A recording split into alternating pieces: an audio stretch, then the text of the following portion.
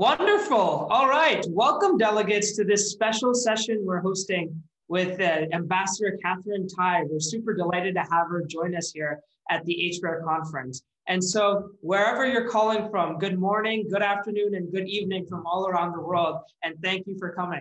My name is Zeel Patel, and I serve as the president of HPAIR, and it's my honor to introduce two powerful women to speak at our session here today. First, of course, we have Ambassador Katherine Tai, who's our honorable guest. She serves as the 19th United States Trade Ambassador and is a member of the President's Cabinet and was unanimously confirmed. Ambassador Tai is the principal trade advisor, negotiator, and spokesperson on U.S. trade policy. And Ambassador Tai earned her bachelor's degree in history from Yale, and more importantly, her JD from Harvard Law School. Our moderator for today is, of course, Ms. Lesly Goh, former Chief Technology Officer of the World Bank Group and one of our very own advisors at HPAIR. In addition, Ms. Goh holds numerous academic affiliations and board positions all around the world. And so without further ado, it's my pleasure to pass on the mic to Ms. Lesly Goh to kick off this session. Thank you so much, Jill, and the HPAIR organizing team. Today, we are thrilled to welcome our distinguished Harvard Law School alumni for this special session of the Harvard Asia Conference. Being an Asian American, I am very honored to have this fireside chat with Ambassador Katherine Tai, who is the 19th U.S. Trade Representative. Now, USTR is at the intersection of environment, labor, and trade, achieving the ability to compete and innovate for future generations and underserved communities. During the USMCA negotiation, you were inclusive of all parties to reinforce and support the overall goals and promote equitable plans in the trade agreement. Congratulations on the unanimous Senate confirmation. The pandemic underscores the importance of how we can work together with other countries around the world, leveraging global collaboration and multilateralism. Your leadership comes at a critical point for the U.S. return to the Paris Agreement to address the pressing issues around climate crisis to develop a robust climate mitigation and adaptation plan. Let us give a warm welcome to Ambassador Katherine Tai. Thank you for joining us today. Over to you, Ambassador. Well, thank you so much, Leslie, for that very, very kind introduction. And good afternoon, everyone, from here in Washington, D.C., for whatever time of day I may be catching you right now in whatever part of the world. It is a pleasure to speak to all of you today. I want to begin by thanking HPAIR for inviting me to this year's conference. You have brought together a really diverse range of speakers and perspectives to create a dynamic forum to discuss the important issues facing the Asia-Pacific region, and I congratulate you on doing this. In doing so, you are broadening your perspective to better understand the issues that extend beyond your own world. And I can relate to that. After I graduated from college, I taught English in Guangzhou, China for 2 years.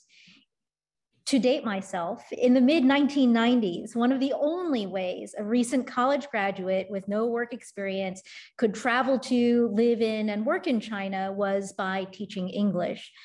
The China I experienced in the mid-1990s was very different from the one that we know today. It was a less developed country, but you couldn't miss the buzz of economic dynamism and the energy of people driving towards economic development there. There is a desire for a Starbucks on every street corner, whether they knew that it would be Starbucks or not, and just an incredible motivation to send their kids to the best schools and colleges and to give their children better opportunities and a brighter future than everyday people had before them.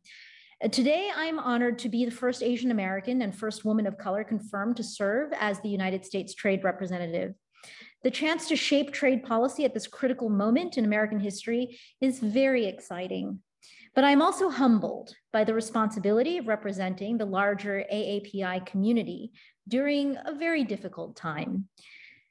Talking with students like yourselves gives me inspiration.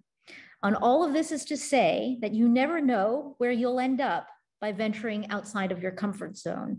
That is what you can achieve through conferences like this and organizations like HPAIR. So again, thank you for hosting me today, and I'm looking forward to answering some of your questions. Wow, thank you for sharing the heartwarming story, Ambassador Tai.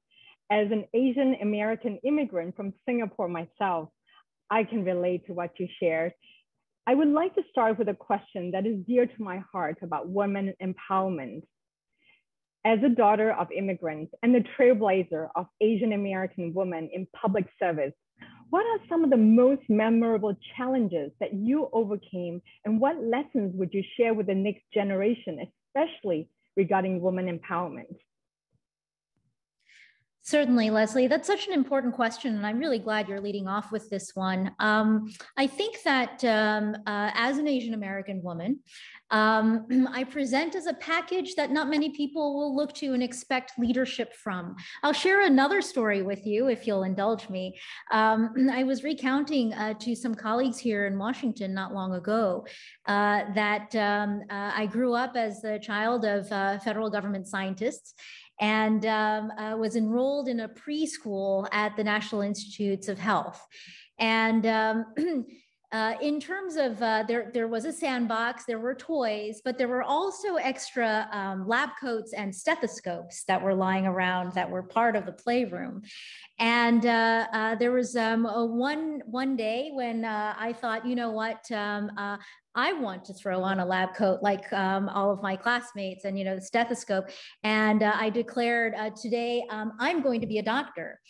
And this was back in the 1970s. And some of the kids in the preschool actually said, no, you can't be a doctor. Only boys can be doctors.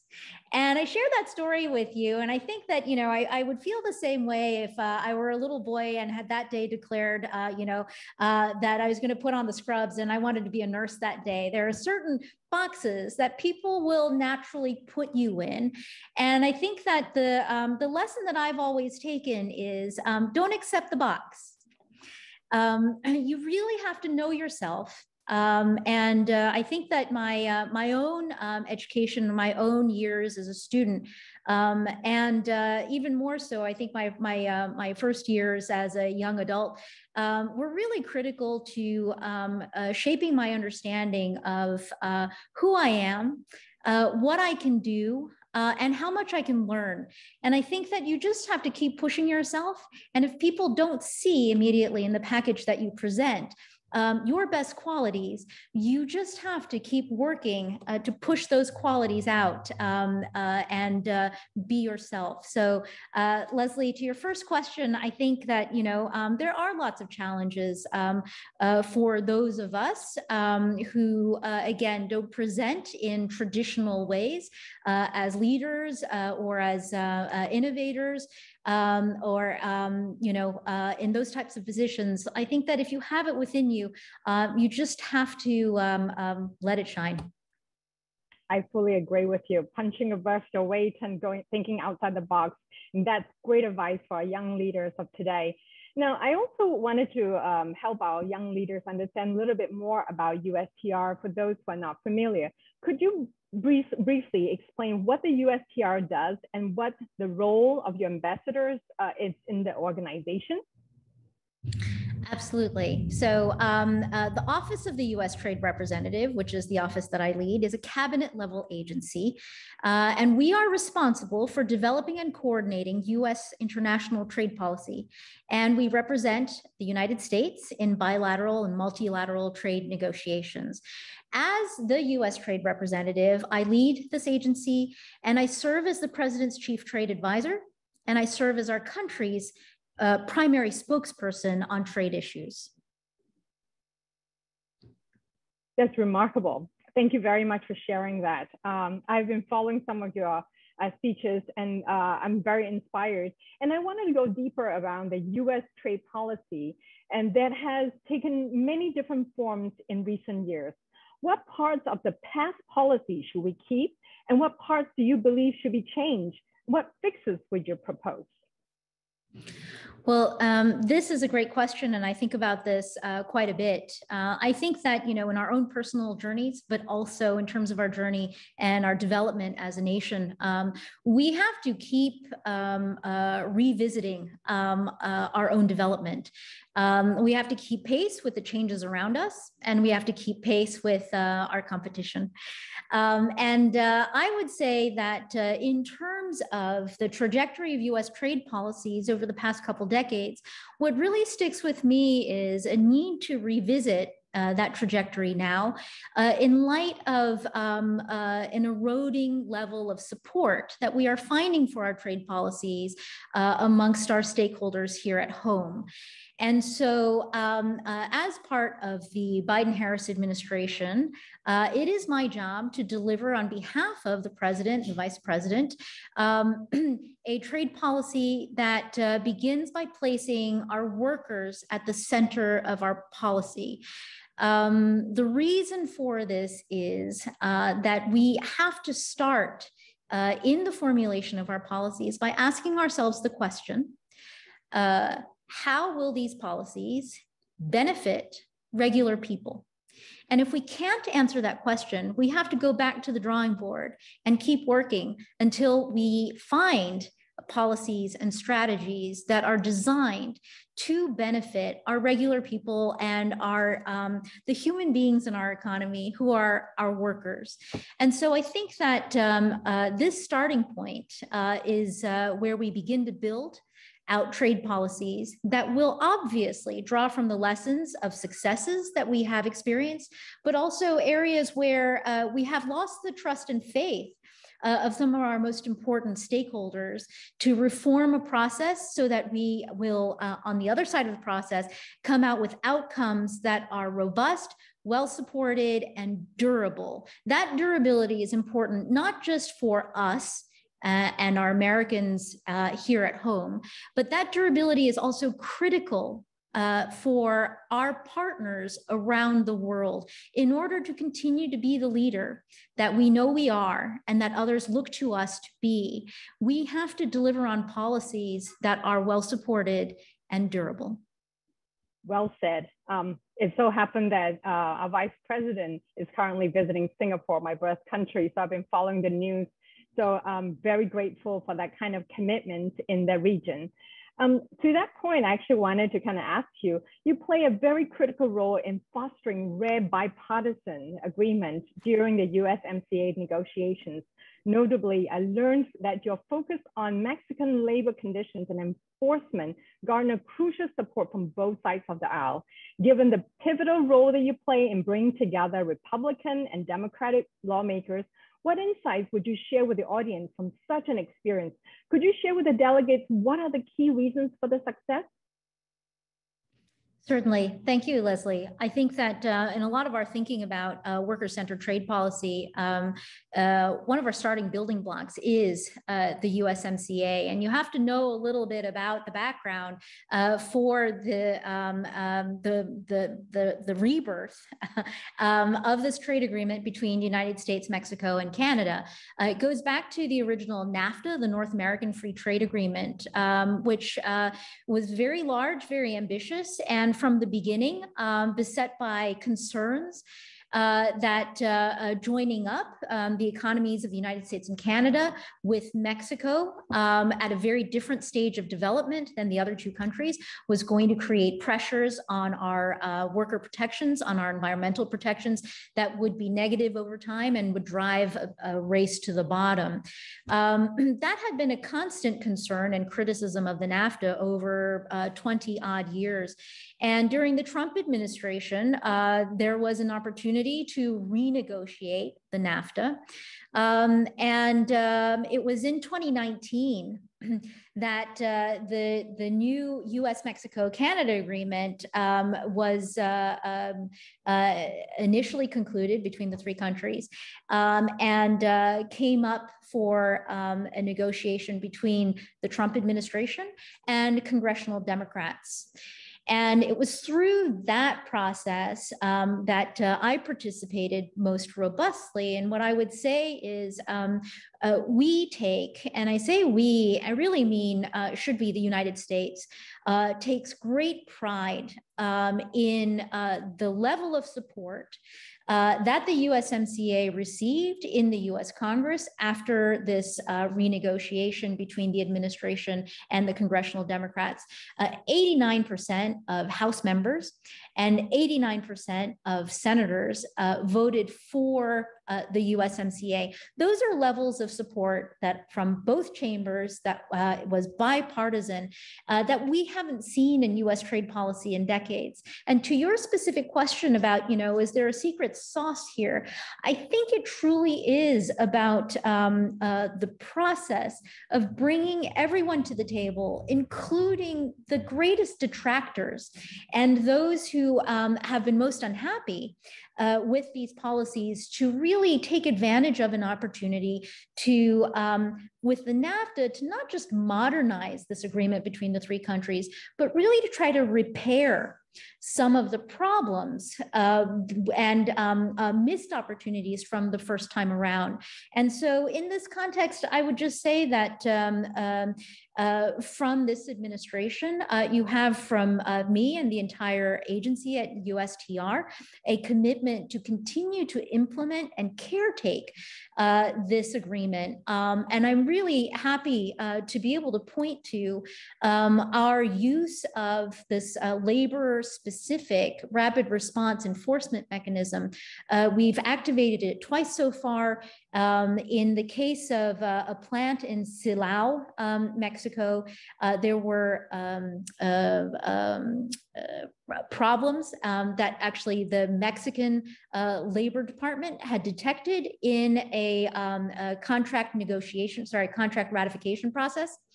And through the rapid response mechanism, we were able to work together with Mexico, with the company, to rerun that particular vote. And the outcome came out last week, and the workers voted down the existing contract, which will create an opportunity for them to seek new representation, and representation that truly steps in and takes account of their concerns. So that is, I think, a really prime example of what we are aiming for in pursuing a worker-centered trade policy and seeking policies that are durable and really broadly supported. Great example. Thank you so much for reflecting on that experience. Now bring to another very ongoing pandemic condition that we're dealing with right now. What are the ways that the US and global community is doing to boost the vaccine production?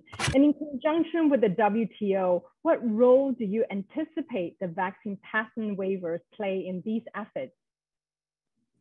Well, that is also a great question. It's timely and relevant because it is hard to go a day without really continuing to be very conscious of the fact that the entire world is still experiencing a pandemic. We are making progress, but I think that, we know that there's a light at the end of the tunnel, but we are still in the tunnel. And we do have to work together.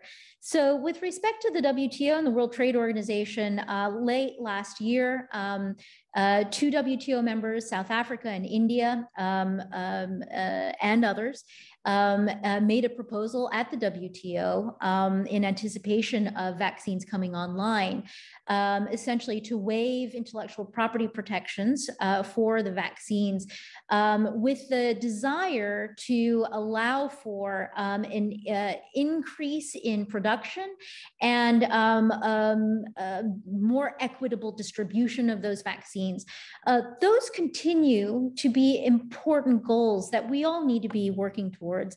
And as you may know, in May, as part of a broader US government effort to increase vaccine production and distribution around the world, USTR announced the administration's support for a waiver at the WTO. And we continue to try to work in Geneva with the WTO members to support text-based negotiations and to engage on this important issue. As you know, there are 164 members at the WTO, and things only get accomplished when everyone signs on. So it is an important effort that we are leading there. But in the meantime, I do also want to highlight that the Biden-Harris administration continues to donate vaccine doses to countries around the world. And earlier this month, we announced that we had donated over 110 million vaccine doses to more than 60 countries. We remain committed to being a leader on vaccine distribution and working with countries around the world to boost global vaccination rates. We're also, through the Development Finance Corporation, supporting investment in vaccine production in developing countries like South Africa. So this is a whole of government approach, and it really is something that requires collective cooperation and coordination around the world. Great, good to know all the effort that the team is doing in this frontier. In the future, what do you think is the role of WTO in ensuring a just and equal playing field for all countries? Well, I hope that the WTO will have a very important role to play here. The fact of the matter is that the WTO is also about 25 years old now, maybe a little bit over, maybe 27, who's counting. I think that the WTO itself has grown quite a bit over this almost 3 decades, and will need a considerable amount of modernization, revitalization, and reform. For example, I want to call attention to the fact that at the end of this year, there will be a ministerial conference. It will be the 12th one in the WTO's lifetime. There are some long-standing ongoing negotiations that members are trying to push to a conclusion. So there has been a negotiation on establishing rules for subsidies for fisheries that has been going on for 20 years. Collectively, we are working to see whether or not there is an agreement that we can conclude this year.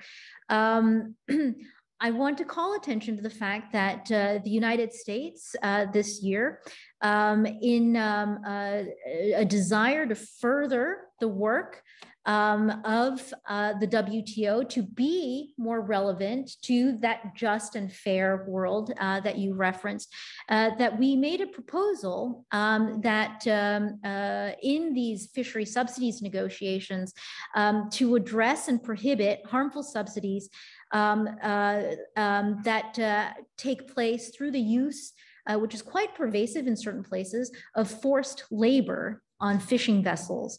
And I really do hope that we can achieve a meaningful outcome on this issue in these negotiations through this process this year. I believe that we do have a strong partner in the new Director General at the WTO, Dr. Ngozi Okonjo-Iweala. And I look forward to working with her to ensure that the institution can be relevant and impactful as a force for good in the 21st century. We look forward to that kind of collaboration. Now, another topic that's top of the mind for many of our young leaders is around climate change. And your first major policy speech, you declare that US must be a leader in the collective effort to work towards a global solution to prevent the effects of a catastrophic climate change. How can we factor climate change prevention and mitigation into a trade negotiation? And more specifically, how could we enforce such agreements? Well, thank you for this question as well. There is a reason why my first major policy speech addressed the intersection of trade and the environment. And it is because there is an enormous amount of leadership that is required in this area. And we have very much the desire to exercise that leadership. Leslie, to your question about how do we address climate through trade, I think that number one, we have to have the will. And that is where we are starting here. With respect to climate change, it is very clear to me that it is not just something that will impact our futures and the lives and opportunities that the next generation will have here in the United States and around the world, but that it is really about our economic landscape, our economic opportunities. And this is not just about nature. It is about all aspects of the future that we have together. So, bottom line is, first step is to have the will, and then the second step is to start doing. Excellent. I think there's lots happening in this space, and we look forward to that, especially with G20 and Indonesia is hosting that next year. I think there's another very important question that I wanted to raise here. In principle, how should the United States approach our trade relationship with China? That is a great question. It is very much on my mind, and I think that it will be a defining question for all of us because of the importance of this particular relationship between the United States and China. We are now the #1 and #2 largest economies in the world, and so how we relate to each other impacts not just our economy and not just the Chinese economy, but the world economy and the entire marketplace that we all need to operate, survive, and thrive in. So in terms of how we need to approach this trade relationship, we need to approach it with deliberation. We need to approach it with a strategic mindset to thinking about how we can be effective in navigating this relationship to retain all of the aspects of our economy that make us strong and innovative, that create opportunities for us, while allowing us to continue to compete in a just and equitable way with a very formidable competitor in China. So if we were to kind of fast forward 30 years from now, what would your vision for US-China trade relations be? I think that's also a really important question, because you have to have a vision that you're driving towards if you're going to be formulating policy and strategy. But on your particular question, in terms of 30-year time window, I think what I would say is that question isn't just up to me or the United States. In trade relations, like all relationships, it really takes two to tango. And so what I would say is China has an important role to play in defining what the relationship between our two countries will look like going into this next 30-year period. And I think that there is a lot of responsibility on both sides that we need to be working towards having. Excellent question. I think that is the right question to be asking. And I would say that we can do what we can to navigate. But I think that, I would also put responsibility on this on my counterparts in China too. I would like to squeeze one last question in, if I may, and that's an important one. China has rapidly expanding its spheres of influence through multilateral trade agreements in dozens of Asian countries. How should the United States respond? Well, when you're talking about these Asian countries, I want to make sure that we're not just thinking about them as plot points on a map. Right? They're countries and economies. They are whole communities of people. And in terms of the leadership of these countries, they're also our friends and partners. And so, I want to push back a little bit to say, well, China is expanding just its spheres of influence. It is a complex world that we live in, but we have a lot of friends and allies and partners, and a lot of them in the neighborhood, in the Asia Pacific, have to coexist with both of us. And so in terms of, what is our stance here, it is that we need to be there. We need to exercise our friendships and our partnerships, and we need to exercise our leadership as well. President Biden's instruction to us is to build back better. That applies to our own domestic economy, but it certainly also applies to our relationships as well. And so a lot of the hours of my day are devoted to working on shoring up and enhancing the partnerships and friendships that we have in the Asia Pacific and around the world. Well, we're grateful for your dedication and this inspiring session as well. We're up on time, and it is wonderful to learn about your years in China teaching English as a Yale China Fellow. I can imagine that it is an enriching experience to discover the profound cultural heritage. I am hopeful and optimistic that your experience and heritage will help strengthen the U.S. diplomatic ability to build bilateral and multilateral between US, China, and the rest of the world.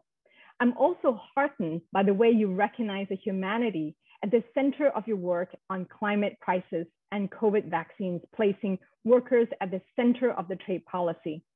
And under President Biden's administration, we witnessed American leadership restored, protecting our planet and addressing the climate crisis to build back better, as you said. I'm so encouraged by the whole of government approach for US rejoining the Paris Agreement to tackle the climate crisis and engage the world from a position of strength. And we are living in such a VUCA world, which is both fluid and dynamic. COVID has shown us how interconnected we are globally. Through multilateralism, we could strengthen our impact globally to save lives, ultimately achieving the twin goals of ending extreme poverty and increasing shared prosperity. Your leadership in trade is a pivotal role to strike a good balance in US trade policy, bringing humanity and dignity globally. We wish you all the best in the road ahead at USTR to build a robust and resilient recovery for all. Thank you so much. Thank you so much, Leslie, and thank you to HPAIR. And the only words of wisdom I have for all of you is that learning is a lifelong pursuit. And so, for all of you who are very bright and very motivated, just continue to be curious and continue to be open to learning to make yourselves and the world better. Thank you so much.